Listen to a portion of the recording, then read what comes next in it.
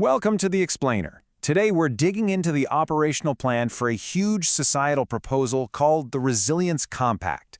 And we're not just looking at the what, we are really focusing on the how, the actual nuts and bolts blueprint for making something this big a reality. And this right here, this is the fundamental question, isn't it? It's one thing to have some grand vision, a beautiful idea, but actually making it work in the messy, complicated real world? Well, that's a whole different ballgame. Because, let's be honest, that's the hard truth. History is just littered with these well-intentioned ideas that looked amazing on a whiteboard, but then they just completely fell apart when they ran up against real-world complexity. Or just, people. So to try and avoid that same fate, this plan isn't some sweeping mandate handed down from on high. It's designed to be much more like a detailed architect's blueprint, something you use for careful, methodical construction piece by piece. Think of this explainer as our tour of that blueprint.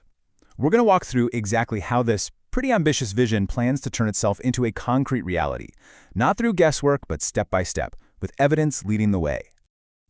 Any great structure, it has to start with a rock-solid foundation. And for the Resilience Compact, that foundation isn't built on a bunch of assumptions. It's built on one core, guiding principle for how you actually do this. This is the mantra. This is the whole philosophy in a nutshell. Don't just force a massive, untested system on an entire country all at once. No, you test it in the real world, you prove that it works, and only then do you even think about expanding it. It's really about being humble. And this shows you just how disciplined that process is. It's 3 simple steps. First, you start small, right? A handful of pilots to see what happens. Then, you take everything you learned, the good and the bad, and you refine the model. And only after you have solid, repeatable results do you get to the big decision about a national rollout.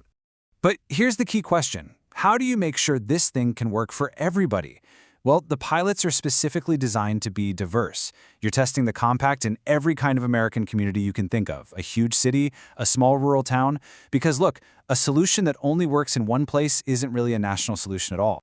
So how do you make sure the evidence you're gathering is actually trustworthy? Well, they plan to use a technique borrowed from things like medical trials. It's called pre-registered evaluation. Basically, you lock in your goals and your definition of success before you start.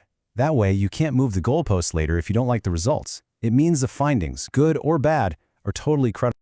Okay, so let's say you've done the pilots, you've refined the model, and it works. Now, how do you pay for it? And how do you pay for it sustainably? For that, we need to go into the engine room of the compact, its long-term financial architecture. The whole financial strategy is phased, which is just a smart, fiscally responsible way to do it. You start small, with initial funding just for the pilots.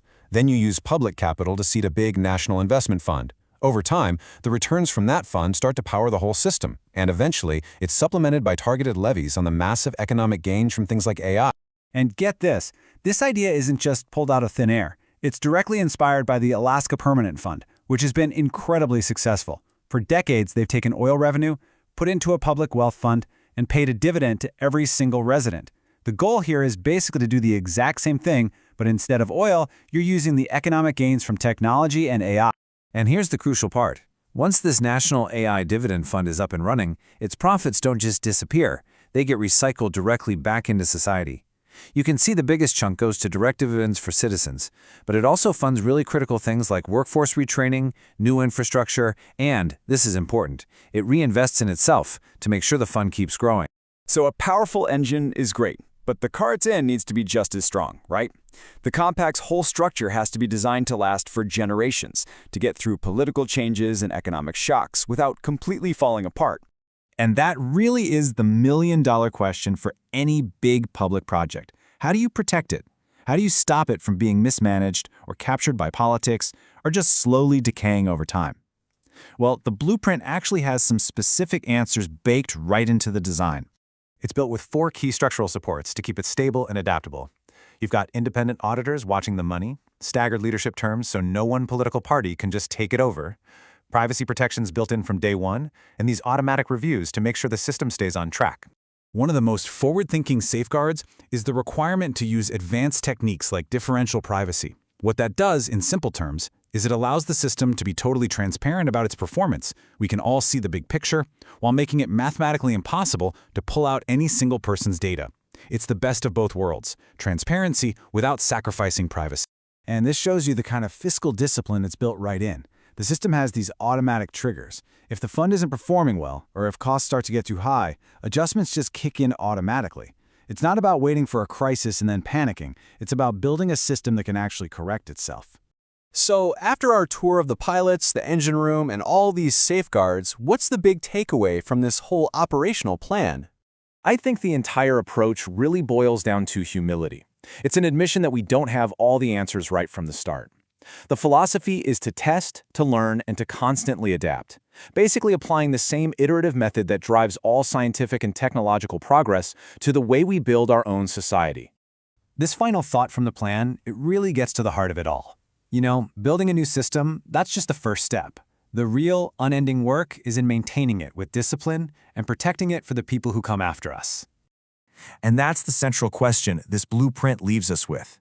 In an age of such rapid change and incredibly complex problems, maybe the most radical idea isn't some grand top-down solution, maybe it's just a disciplined, patient process for finding one. It's definitely something to think about as we look to the future.